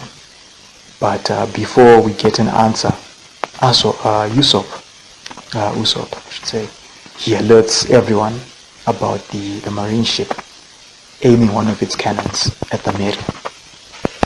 Full Body orders for the cannon to be fired, but Luffy, he's there just in time. He stands on the railing of the deck to catch the cannonball with Gomu Gomu no Fusen, Gum Gum Balloon, catches the cannonball, and although he intended to send it right back to the marine ship, Luffy instead ends up sending the cannonball all the way to the Baratie ship, and it hits the roof of the ship, much to the shock of the others. And I think even he's shocked as well, and he just collapses because, yeah, bad news. So from there, some time passes. We see Full Body and his lady friend. They are seated at the table in Baratie, enjoying a meal and glasses of wine. The lady is blonde, and she's wearing a red dress. Her name is not given in the manga. It's also another name which is revealed in the data book. Her name is Moody, Moodie, Moody. And the other customers, they recognize Full Body. They're shocked to see that a marine lieutenant is dining among them, and they're impressed with his dining etiquette. Moody is also impressed, and then Full Body tries to show off by trying to identify the wine that they're drinking, and asks one of the waiters to confirm if his guesses are correct. The waiter nearest to the table is this blonde-haired man who's dressed in a black suit with some of his hair covering his left eye, while his exposed right eye has a very curious-looking eyebrow. It's got a swirl at the end. This is Baratie's assistant head chef, Sanji, and he's carrying 2 plates of soup, one on his head, one in his right hand, and he casually tells Full Body that none of his guesses are correct. And he also adds that he is not a waiter, and says he's only filling in because one of the actual waiters ran off the day before. And some of the customers are, they're laughing at Full Body, but they're trying to hide it at the same time because Full Body, trying to show off, you are so sure of himself. But Full Body doesn't take too kindly to being made a fool of, because he had intended for the owner of the restaurant to personally bring, he had agreed with the owner that he would bring the wine, for Full Body's his plan here. So what happens to the roof of the restaurant? We shift over to the cabin, which is on the upper deck, where some staff members of Baratie, they are there checking on the damage that has been done and the the occupant of the cabin, the owner of Baratie, who has been injured because of the cannonball, but he is not too injured to yell at the staff to get back to work. The owner, we finally are introduced to him, is the owner of Baratie, and the head chef is an old man named Zeph, and he's dressed in a chef's uniform with white and blue colors. He's also wearing this tall chef's hat. He has a blonde mustache which is tied into 2 long braids, and his right leg has been replaced by a peg leg. And the staff have also brought in Luffy, and upon seeing the peg leg, he starts thinking that it's his fault because this Zeph has lost a leg because of Luffy. But it turns out, Luffy finds out eventually that Zeph lost the leg a long time ago, but he's still injured currently because of Luffy. And he says if Luffy doesn't have any money to pay for the damages, he will have to work off the debt. Luffy has no problem with that, until Zeph adds that Luffy will be doing different jobs around Baratie for 1 year without pay, and only after doing that will Zeph call it even between them. Then we just switch back to the Merry for a bit, where Zoro is wondering why Luffy hasn't come back. He's been gone for some time now. Nami, she hopes that Luffy will be able to explain that full body is the reason for this mess, but at the same time she's aware that Luffy being honest, that might work against him. And Usopp, he just suggests that maybe they should check out Baratie, and perhaps maybe they can get themselves some food. So we go back into the dining area of Baratie, where Full Body, he calls Sanji over again. He's still addressing him as a waiter. But this time Sanji, his attention is on Moody, and he asks if maybe he should be interested in sharing a glass of much better wine with him instead. Moody, I guess she's flustered by this because she's taken aback, only for Full Body to interrupt and point out that there's a bug in his plate of soup. And Sanji is surprised to see this, because it turns out that Full Body planted the insect in the soup and is now planning to humiliate Usopp and the restaurant. So Sanji admits that he has no idea about the insect, given that he's not an expert on insects. And this gets some laughs from the other customers. Even Moody, she laughs at this. But for Full Body, he has had enough. And he smashes the table with his fist, and he threatens Sanji, who calmly asks him if Full Body would still eat the soup if the insect was removed. But this just gets Full Body, it sets him off. And he says Sanji is just showing some attitude to a paying customer. Moody, she's now trying to reason with Full Body. Some other chefs have appeared, and they realize that if they don't step in to stop Sanji, they have to step in before he does something. But they're too late, because Full Body is, the next time we see him, he's in a bloody mess, because Sanji has just beaten him up. And Sanji gives him 2 warnings.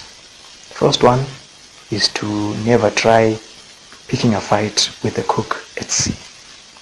The second warning is to not waste food again. This is Sanji, our introduction to him. I'm sure maybe there are some fans of Sanji who had been looking forward to seeing him being introduced in the story. Here he is. So the extra page, it's the SBS again, where this is where Oda explains what the word on Morgan's steel jaw, what it means. Of course, it's the German word for seagull. And also some interesting trivia that I can share with you here. The first one, courtesy of One Piece Wiki. It turns out that when Oda was still in high school, one of the part-time jobs that he had was working at a steak restaurant which was called Baratei, which is located in his hometown of Kumamoto, Japan. So this is where we get the name of Baratie. It's just flipping around the last two letters of an actual restaurant. And when I looked up this information about this, the restaurant is still there. Still active as well. I'll put a link to the website. If anyone is interested, you can have a look at it. And if anyone is in Japan, in Kumamoto specifically, maybe you can head over there, visit the restaurant, see if there's any reference to Oda. Maybe is there someone still working at the restaurant who was there when Oda was working part-time. Because it would be nice to hear from someone who was there at the time and find out what they think of Oda now that he's become this world-famous mangaka with this world-famous manga, with a in-universe restaurant inspired by Baratei. So that would be nice to know. The other piece of trivia that I wanted to share is about a collection of spin-off one-shots, which is called Shokugeki no Sanji, which was put together by the team of Yuto Tsukuda and Shun Saeki. You might recognize these two men because they are the team behind another cooking-based manga, which also ran in Jump, which was called Shokugeki no Soma, or Food Wars, which ran in Jump from 2012 up to 2019. So Shokugeki no Sanji, the first chapter of this collection, actually takes place between chapter 43 and the next chapter, chapter 44. And I had considered covering this collection, but because it's one volume and it only contains 6 one-shots. But the thing is, the only chapters we can cover at this point are the first 2, because the rest, they take place in future story arcs. So I just thought it would be just too many spoilers, especially for those of you who are new to One Piece and are following along via this series. So I just decided to ditch that idea. But if you're interested in at least seeing Tsukuda and Saeki's work, you can check out Shokugeki no Soma if you're interested in that. If you've never seen people battling it out, having these epic cooking contests, you'll see plenty of them in Shokugeki no Soma, with an interesting twist where if you lose, you lose your clothes. Not all of them, but there's a lot of fan service because of that. So maybe if you don't mind the fan service, you can give it a look. So let's get into the final chapter for this volume, chapter 44, 3 Cooks. So the chapter begins with Luffy trying to negotiate with Zeph, saying that he is willing to work for 1 week, but Zeph won't accept this. There's no way that someone who caused so much damage to the restaurant and injured him would be able to make up for it in 1 week. without pay, by the way.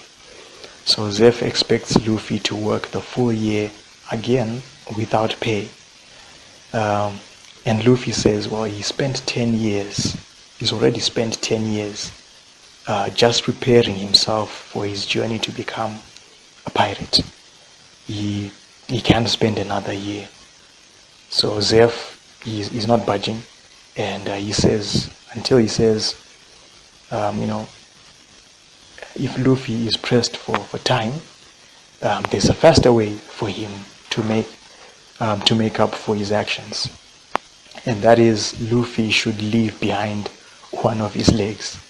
And we see Zeph is holding up a saw, and Luffy he refuses, and that's enough for Zeph. And we see him jumping into the air, and he just hits Luffy with a flying drop kick with enough force to drive both of them through the floor, as if it wasn't bad enough that the roof has been damaged, but here they are going through the floor because of this chef's drop kick, as Zeph calls it.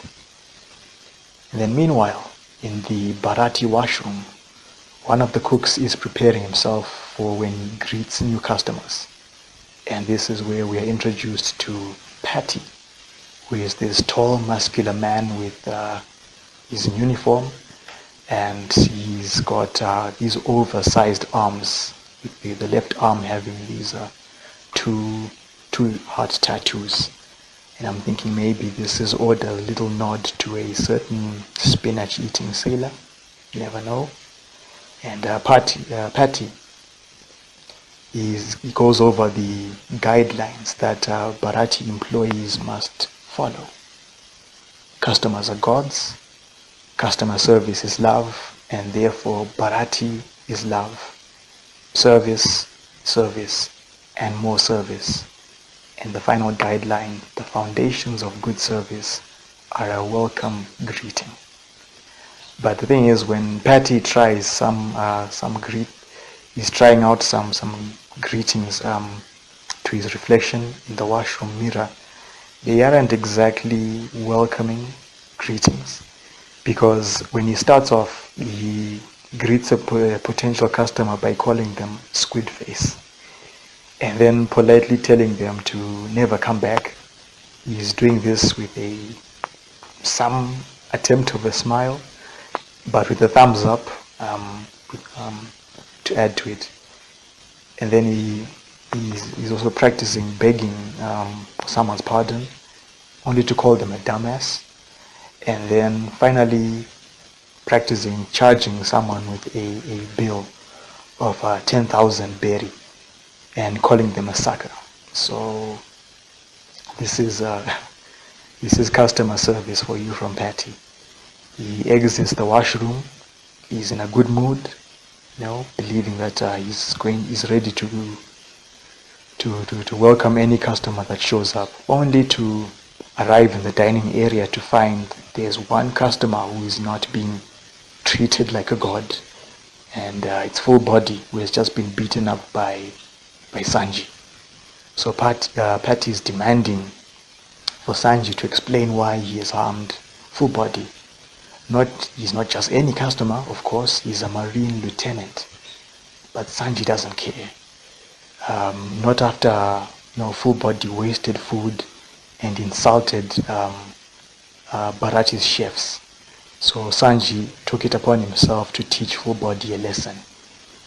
And then full body is complaining about how he's been treated here, and he threatens to have the place shut down by reporting Baratie to the government. And this is where Sanji, he's got his own threat for full body, but the other chefs, they finally step in and they're holding Sanji back as he's shouting at full body, for acting so spoiled. And it's this outburst from Sanji that it really bothers full body. He's scared now. And it's at this moment where Luffy and Zeph, they crash into the dining area. They're still keeping up their argument until the chefs who are holding Sanji back, they ask Zeph to intervene. And Patty, he tells Zeph about Sanji attacking Full Body. And Zeph, he turns to Sanji and he's asking, are you causing trouble again in my restaurant? And Sanji, he just insults him, and he's not in the mood to deal with Zeph. Only for Zeph to kick Sanji in the face with his peg leg, right? And then he turns and kicks Full Body as well, telling him to leave the restaurant. And Full Body, rightly so he's shocked by this, because he's a customer, and yet the owner of the restaurant has just attacked him. And to Full Body, it's as if this place is run by pirates, judging by how violently they treat their customers. And just then, a marine soldier arrives with some bad news for Full Body. Tells him that a prisoner of theirs has escaped from the ship's brig. This prisoner is a pirate who serves someone named Krieg, and it had taken 7 marines to apprehend the pirate, but now he's out on the loose again. Full Body is baffled by this, because when the marines captured this pirate 3 days ago, he was found in a state of severe starvation. And since then, the Marines hadn't even been feeding him. And yet he managed to escape now. How is that possible? So panic is sweeping through the customers after hearing the name of Krieg and learning that one of his men is free. But whoever this Krieg person is, it's revealed that he has a crew that is considered the strongest in all of East Blue.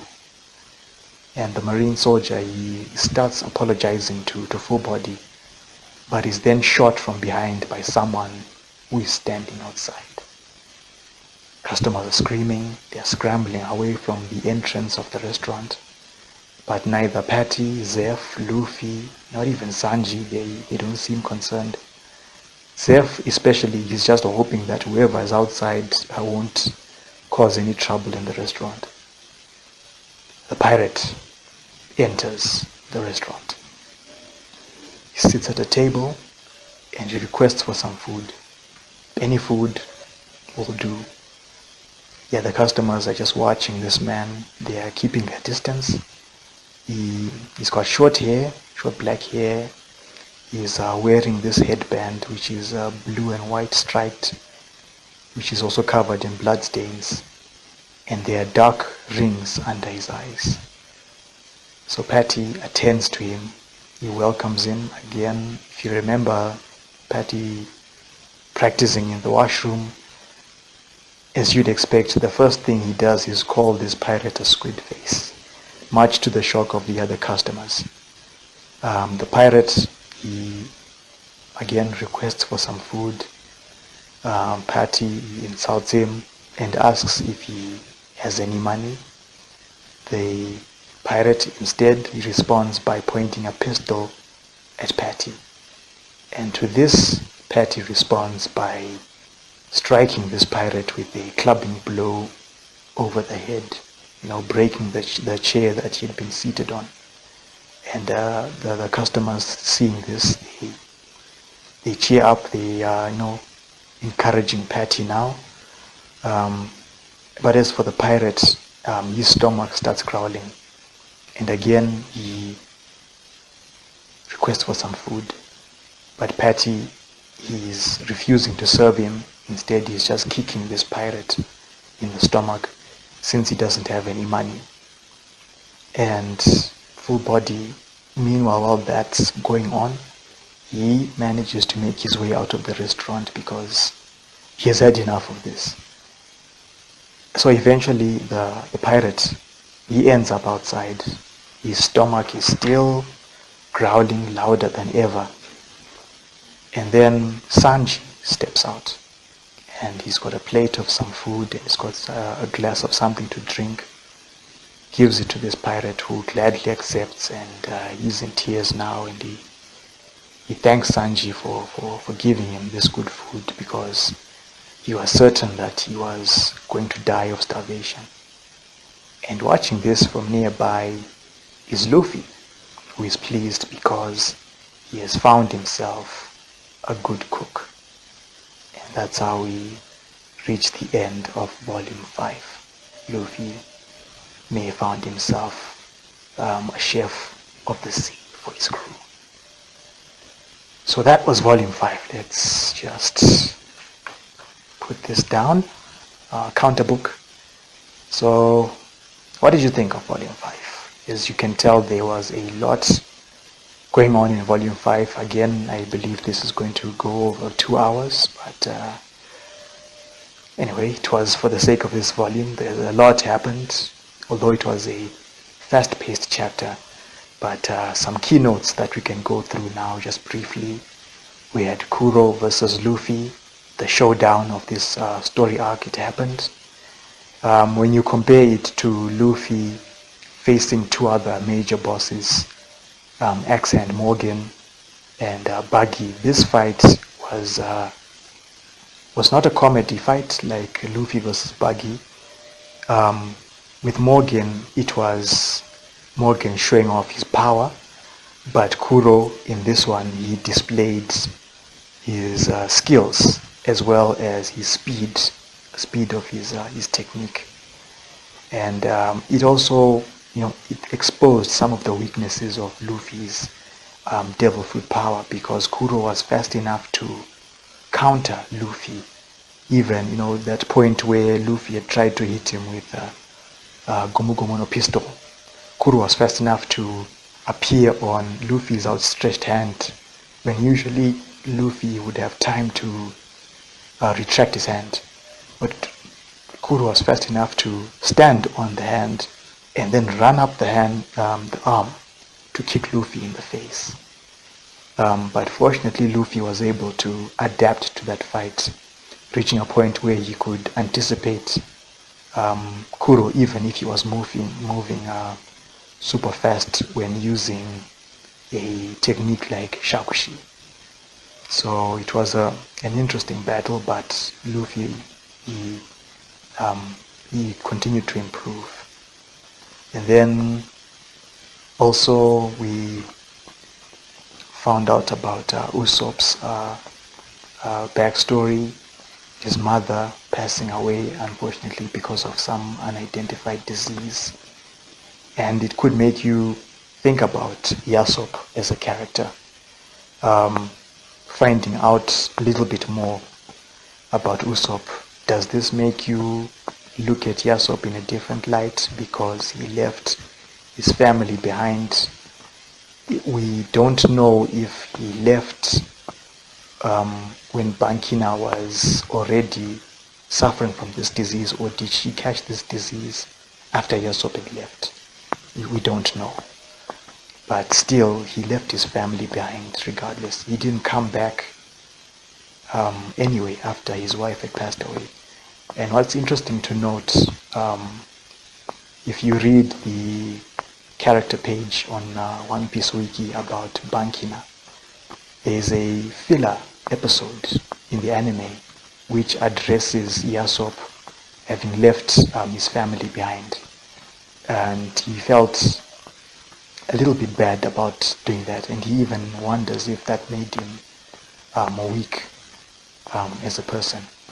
But again, it's just swept away, and it doesn't really help because it was in a filler episode. It's not canon, so we don't really know how he might have felt about this. But anyway, despite him leaving, his wife was proud of him going to become a pirate.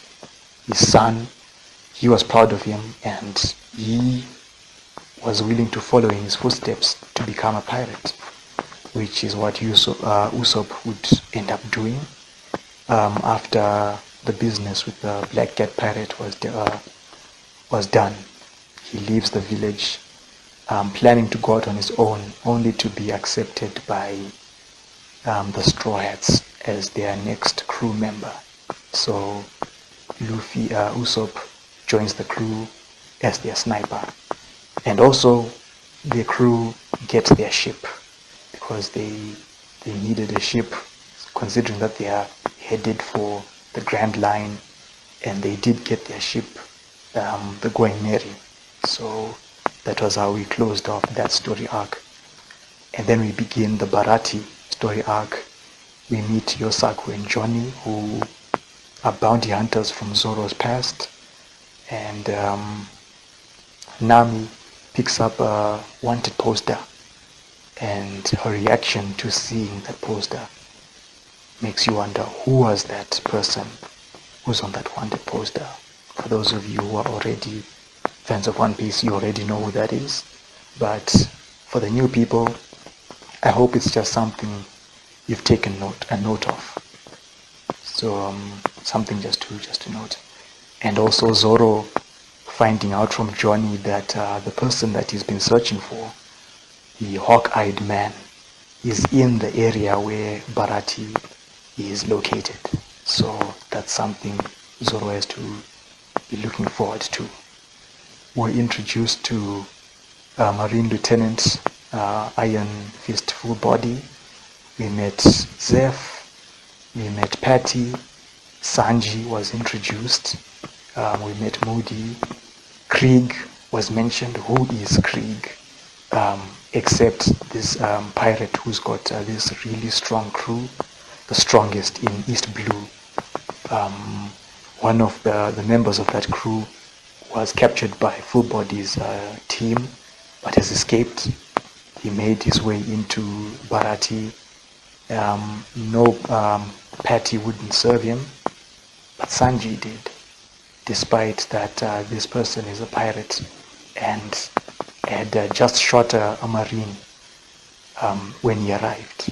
But regardless, Sanji was willing to feed him anyway. And Luffy, seeing this, believes he might have found himself a chef of the sea.